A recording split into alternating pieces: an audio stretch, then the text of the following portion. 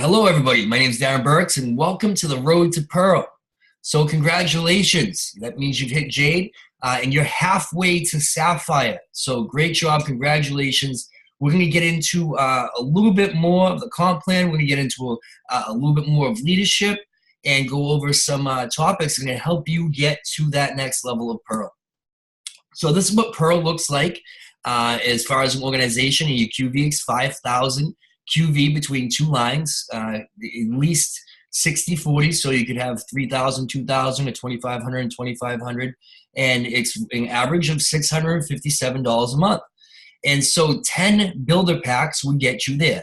But also, if you look at this, it will only take you 6 premium packs and 1 builder to get you there. So that's the benefit of the premium packs. As you can see, I'll do it one more time. You can look at that it takes 10 builder packs to get you to Pearl, and only 6 premium packs and 1 builder pack to get you to Pearl. So that just is a very good representation of how important that extra QV for premium packs actually matters. So getting back into the comp plan a little bit more, a little bit deeper, I'm sure you guys have already seen CV, so we have QV that helps towards ranks, and now we have CV that helps get you pay gates. That's what distinguishes your pay gate. And so it kind of works the same way as the ranks are. The higher CV you have, the higher the pay gate you're in. And so, for instance, to hit pay gate 3, you would need to have in your power leg 2,200 in CV. In the total of your small legs, you'd have to have 1,500 in CV. If you hit that and qualify for that, you're going to unlock pay gate 3, which is going to give you 8%. That means that you get 8% off of your total CV in one big lump sum paycheck at the end of the month. Now, that is your big check. This is the check that we're all excited about at the end of the month. This is what really makes your money is the CV. Because what's cool is, say you unlock pay gates 1, 2, and 3, but somebody on your team hasn't unlocked 2 or 3 yet. You get both pay gates. So you get both pay gate 2 and 3, and so that means you get 8% and 7%. So you get a total of 15% as opposed to just 8%. So that's the benefit of always trying to stay in an extra pay gate above everybody else. And so make sure you check your back office and check your pay gate status, which is just like your rank status, and follow that because that's important. So moving forward, what it means to be a leader. Taking responsibility for your results. Ensuring that everybody on your team is plugged into the system is key. Becoming someone that people want to and should follow. Starting to learn how to present. And maximizing your commitment not only to your own business, but to your team. So the difference between the ranks is the difference between commitment and leadership. And so in order to get in the higher ranks, you're going to have to up your leadership. And that starts with taking responsibility for your results. And so you have to continue to follow the levels of leadership. So this quote I love, if it is to be, it's up to me. And so never assume anyone on your team is going to be independent. What I mean by that is there's 3 levels of leadership. There's dependent, there's independent, and dependable. So dependent is where everybody starts. That's when you're new, you're dependent. You're dependent on your upline for everything. You don't know anything yet, and you're completely dependent. Independent is now you're helping dependent people with the help of your mentor. So you can do some stuff by yourself. You're taking responsibility for your own business. You're helping your downline, your new team members, but you're still using the help of your mentor. And then comes dependable. This is when people depend on you. This is when you become a mentor. This is when you become a sapphire, a ruby, an emerald, a diamond, and people start counting on you. And so going from jade to pearl is making that jump from dependent to independent. So you need to understand that, if you want to hit a certain rank, if you want your business to do a certain number of volume, if it's to be, it's up to me. You're going to take full responsibility for what goes on in your team and never expect that your team is just going to work without you. And by me saying that, I mean your team is going to do about 25% of what you do. So this is just a ballpark average, but if you do 10 exposures a day, if you show 10 people the business a day, Liz on your team will probably do 2.5 a day. If you work about 10 hours a week on this business, then Mike, your new rep, probably will work 2.5 hours a week. This is just something to keep in mind. And of course, it's not an exact science, but it's something to keep in mind because you always want to set the proper and right duplication of actions throughout your organization. So you want to set up a culture that if you're going all in, if you're showing the business to 10 people, to 20 people a day, that you get a strong duplication of that in your business, and you have your team at least showing the business to 3, 4, 5, 6 people a day. If you work in 10 hours a week at this, and you have a strong culture of that duplicating through, and people have working 2, 3, 4, 5, 6 hours a week at it, and you have a strong team that's doing that all together, that's going to work out. But always keep in mind that your team's going to do about 25% of what you do. Now, taprooting, this is a concept that is key in this business. And so taprooting is the action of working directly with your team's contacts. So now at this point, you've probably gone through a good chunk of your warm contacts, the people that you're closest with in your personal life. And so now to stay in the warm market, because warm market is where this business is built. That's where the connection, the trust connection is. It's not in the cold market, it's in the warm market. So in order to stay in a warm market, now you want to get into your teams, your new business partner's warm market. So step one is you're going to sit down with your new partner and go through their contacts with them. As soon as they sign up in your business, now their contacts are also your contacts. Step two is you're going to help them enroll a new business partner from their list. And then step three is you repeat the process with the newest team member. So that's why the newest team member on your team is always the most important, because they're the beginning of the rest of your business. They're the ones that has the brand new set of contacts that you can tap into and continue that process over and over again. That's called taprooting. So it's working in depth. And this is what it looks like. So step one is you help Tom on your team find Stacy. And then you would jump into Tom's connections and help jump into Stacy's connections and help Stacy find Liz. And then you jump into Liz's connections and help Liz find Mike. And then jump into Mike's connections and help Mike find Aaron. And then so on and so forth until you get down to Heidi, which is going to be your next diamond. Heidi's going to be your next leader. See, you work in depth. And so I only did 7 examples here, but it's usually 10 layers deep into your organization is when you're going to find your next leader. And so always keep that in mind, that we want to work in depth. You can hear that all the time, working in depth. That's what that means, is you're going to help your newest rep find their first rep, and then continue that process. Never, ever just assume that someone's going to go do it on their own. That's not what this business is all about. We're not about just leaving people on their own and letting them find out how to do it themselves. It's about working with them. And so that's called taprooting and working in depth. So that's how you create momentum. Momentum stands for massive exposures in a condensed amount of time. So we have Liz. Liz shows the business to 100 people in 6 months, right? And then you have Mike. Mike shows the business to 100 people as well, but he does it in 30 days. He wins. He has the momentum because he has more exposure, the same amount of exposures, but in a condensed amount of time. And so that's the whole point behind this, is to show as many people as business as fast as possible to create that momentum.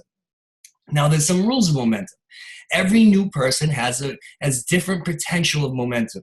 And so obviously everybody has different contacts, everybody has different influence levels, everybody's an individual. So everybody's potential momentum is going to be different. You're going to have some people that could absolutely explode super quick because they have a lot of influence over their peers. People respect them and they can just say, hey, I think this is a good idea, and they're going to have a bunch of people jump with them.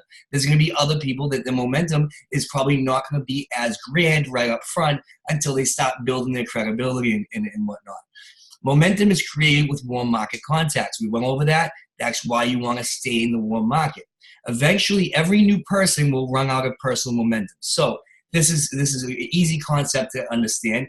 Everybody is going to eventually run out of their warm market. And so that's when your own personal momentum is going to stop. This is why taprooting is so important. Momentum will stop if you stop. And so if all of a sudden you decide to take a week vacation when you're brand new in the business and you might have worked a couple of weeks, but then you see, like, I want to take a week off. Once you stop, the momentum stops. And I promise you, the initial momentum that you can get in the early parts of your business is 10 times more powerful than anything trying to start from scratch. And so I use the example of a microwave quite often, is if you put popcorn in the microwave and set it for 3 minutes, but open the door every 15 seconds and let it pause for a second, that popcorn will never pop, because you can never get that momentum. You can never get that heat high enough for long enough to get it to stop popping. But if you let it go, if you just let it go for the 3 minutes straight away and don't take any breaks with it, then all of a sudden it's going to stop popping and popping, popping and popping and popping. And so you can do a lot more with this business if you work fast than if you work slow. This is built over time, so we're playing for the marathon, we're playing for the long term, but the momentum and the story that you create in the beginning is going to give you all the power. And there will always be ups and downs with momentum. You're going to lose momentum by accident. Things are going to go up. Things are going to go down. You're going to get momentum from a place that you probably never expected it. Then you probably lose momentum in a place that you wouldn't expect to lose it. That's just life. That's just business. But those are some of the rules of momentum. So one of the great ways to start creating momentum is starting to think about recruiting up. So on the way up to Jade, you want to get in your business partners, your first few business partners. You're gonna get in your friends, you're gonna get in your family, and you're gonna start just getting in the people that you're closest with. But then taking it to the next level and start to think about recruiting up is key. So what I mean by that is, and picture everybody having a number, right? And so this number is not going to represent who they are as a person, but this number will represent, as far as business, where they might stand. So say we have Amy here in the middle, and she's a 5. She's a 5 as far as business because she's never owned a business before. She does have some credibility because she's a little bit older, and she has some respect between her and her friends and her family. So she does have a 5 level, but she's never owned a business. She's never been in a business before, so she's a 5. Now, a lot of times people tend to recruit down. And what I mean by that is people recruit people that they feel comfortable recruiting. So maybe Amy would go and recruit her son's friend who's a young student and has never been in a business before, and he's a 4 because he's not as influential as Amy is, so he's a step below, and he's never been in business before, so he's a 4, which he's on his way working up to be a 6, 7, and above, but right now he's a 4. See, the problem with that is now he is going to go recruit who he feels comfortable recruiting, which could be a 2 or a 1 because he's going to recruit down. And that could be someone that is bad habits or lazy. And then you end up having that duplication of recruiting down. And that's a bad culture to have. You're going to have a lot less contacts because the lower the number you go, the less contacts that person's going to have, the lower integrity that person might have, the less financially stable they're going to probably be. And so you want to try to recruit up. So now Amy is a 5. Maybe she goes and recruits someone that she might look up to, that might have a little bit more credibility than her, a little bit more business experience. Maybe she recruits her friend Tom, who owns his own electrical company. So she looks up to him because he's doing well, and he's a business owner, so he's a 6. So he's a step up because he has business experience. He has the same respect Amy has, but now he has business experience and some money in his pocket. And so now if he goes and recruits his friend Stacy, who's an executive assistant, so she's a 7 because she also has professional skills. She's been in business before, but now maybe she's a step above a 6 because she has a better contact base because she's an executive assistant. So now she's maybe around a lot of high level people. And so she can go and recruit a 9, a CEO of a company, like the top dog.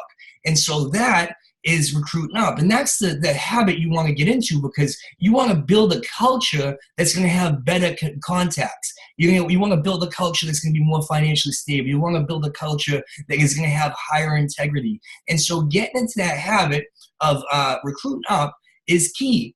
And also keep in mind is you always want to be moving your number up as well. So that's what this business is so great about because the young student who's a 4 joins a business like this and starts working on his personal development, starts building his skills and building his own business, he can very easily become a 7 in a couple of years just by having the experience from this business. And so that's what I love, is being able to help people grow in this business as well. But having a mindset of people are going to recruit who they feel comfortable with. So now Amy, as a 5, probably wouldn't feel comfortable at all recruiting a 9. It's just way out of her comfort zone, and you know what? A 9 might not take Amy seriously, and that's just how it might be. But Amy can definitely recruit her friend who's a 6. A 5 can recruit a 6, no problem. A 6 can recruit a 7, no problem. A 6 might not be able to recruit a 9, but a 6 can recruit a 7. A 7 probably can recruit a 9. So you want to build that up, and you want to get up to that point where you just have high-level people coming into your business. So now here is events. And this is very key, because this is what it looks like to own more real estate in the room. And what I mean by that is, when I go to a DFY or a regional or any kind of event that we have, I want to have as many people on my team, whether they be business partners or guests, as possible, because I know that the amount of the people that are in that room that are on my team or with my team is going to directly correlate to what my paycheck is going to look like at the end of the month. And so the more people that I have in that room is obviously going to create more money. So if you come to your first DFY and maybe you just bring your first business partner, Liz, that's the only one you can get to come with you, and you and your friend Liz, and now you between you and your friend Liz, you bring a guest each. So it's you, your new partner Liz, and 2 guests. That's awesome. The second DFY, the goal is to be you, your new partner Liz. Maybe you signed up one of the 2 guests, so you signed up Mike. So it's going to be you 2, and then both of you guys, both Liz and Mike, bring 2 new guests. Or between the 3 of you, you bring 4 guests total. So now you have a larger group at that second DFY. Following the third DFY, you're going to have Liz come back with Mike. Both Liz and Mike are going to be there, of course. And then they bring Tom. Tom signed up the last DFY. And so now between the 4 of you, you're going to bring 6 guests. And so now it's you plus the 3 of them plus the 6 of them. That's 10 people that you're coming with at that DFY, which is way better than the first DFY when it was just 4 of you. Now the 4th DFY, the end of the month, now it's going to be you, Liz, Tom, Mike, and Stacy, who signed up from last week. And between the 5 of you, you're going to bring 7, 8, 9, 10 people with you. So now it's going to be 15, 16, maybe even 20 people that come with you on that last DFY. That's building throughout the month. That's building from event to event. And that's owning as much of the real estate of the room as you possibly can. That's what you want to have in mind, and that's what you want to have the goal be every week that you come to the DFY. First of all, the importance of you showing up to the DFY is you can't get your team to show up to the DFY if you don't show up to the DFY. Plain and simple. You can't build value for your team to be there if you aren't there. And so even if you don't have a guest, even if you don't have a business partner coming with you, you want to be there because you want to be able to tell people you don't miss DFYs. You don't miss events. But if you do miss events, you're gonna devalue the whole concept, and you're not going to be able to build from event to event to event because people aren't going to follow what you say. You can't say something's valuable if someone says, "Hey, well, you didn't go. Why is it so valuable? Why do I have to go if you didn't go?" And so that's the whole point of building from event to event to event. Personal development, you're going to hear this over and over and over again. We're going to go a little deeper into it now that we're working towards Pearl. Become a little bit better today than you were yesterday. No matter what your business does, no matter how many customers you get, no matter how many business partners you get, no matter what your QV or CV or KV or SV is, it doesn't matter. As long as you are growing, you want yourself on a personal development plan. So hopefully you've already read the first 2 books that I've suggested to you, Failing Forward, Sometimes You Win, Sometimes You Learn. And now we can take it to that next level. And I'm going to recommend these 3 books. John C. Maxwell wrote all 3 of them again. How Successful People Think, The 15 Invaluable Laws of Growth, and the 21 Irrefutable Laws of Leadership. So now what this is going to help you do is this next level of reading and personal development is going to help you transform into a leader that people want to follow. What we do in this business is we build people. The more that people want to follow you, the better example that you set as an individual, the better your team is going to look and the better your team is going to duplicate.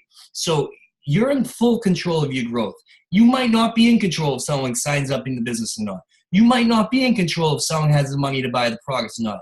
But you are in full control of what you do and how you grow yourself and what kind of things you're putting in your mind. So you can either have a negative mindset and not fuel your mind with positive things and growth and learning, or you can be on a great personal development plan and start working towards your personal success story by growing to that point. Because I could probably hand you a diamond organization today and you'd probably lose it tomorrow if you didn't have enough personal development and your leadership level wasn't high enough to be able to maintain that organization. Because people follow leaders. And so my goal here is to help you become a leader. And so if you take personal development seriously, that's exactly what will happen is you will become a leader. So here's your game plan moving forward. For you personally, you want to get new business partners. You want to stay in phase one always. You might be down some warm contacts. We know we probably went to a lot of your contacts, but you're going to be building new contacts anyway, but you always want to be recruiting. Phase one is called personally recruiting. So always stay in phase one. You always want to be getting new personal customers because your team is going to duplicate what you do. Well, if you want your team to get customers, then you want them to see you getting customers. You want to be expanding your contact list. So all the time you want to start adding new people. And with Facebook, that's where this is so easy because you can simply just continue to add new friends on Facebook. There's a bunch of friend suggestions that you can go through, and you can have up to 5,000 friends, which I've hit quite a few times now. And then once I hit my max, I start seeing who's negative and I start deleting a bunch of people and adding new ones. And so you never run out of contacts, but you want to stop building those relationships, expanding that contact list, and then take your personal development seriously. Personally be reading, personally be at trainings, reaching out to your mentor, seeing what other steps you can take to continue to grow yourself, not only as with your business skills, but with your personal development as well. Your goal for your team is to help keep your team accountable. You want to make sure that you are there pushing your team. You know, you're not here to manage them, but you can show them vision, get them excited, keep them excited, and keep painting that picture, the vision of what you see, where you see yourself and them in the next 12 months, and keep that vision very, very clear. You want to make sure you're there supporting your team. Make sure you're connecting them with the people that they need to be connected with if they have questions that you might not be able to answer, and make sure they're registered for events. Make sure they're not missing out, because as a leader, you want to make sure your team is in the best situation to succeed as they possibly can be, and that's being registered for events. So the other game plan is for you to help coordinate between your new business partner and your mentor, three-way calls. You're going to help coordinate launches. You're going to help coordinate PBRs. You're going to help get questions answered. And you're going to help coordinate 48-hour interviews. And so you're basically going to be a social planner. You're going to try to help coordinate between your new business partner and your mentor, and keep your mentor's schedule filled. Because the more that you have three-way calls going on and launches going on and PBRs, home meetings, and 48-hour interviews, the more activity that you have going on that's related to your business, the more money you're going to make, the more successful you're going to be, the better off everything is going to be. So this is what you need to get to that next step of Pearl. Now it's about taking action. Once we get to Pearl, we're going to go into a little bit deeper of the leadership. We're going to go a little bit deeper of the personal development. We'll go a little deeper into the comp plan. But right now, this is what you need to know. And so get out there, get after it, get back to your mentor, say, hey, I just checked out the Road to Pearl video. I'm ready to hit Pearl. Let's go. Where can I start? All right. Thank you, guys. My name is Darren Burks. I appreciate you guys for tuning in.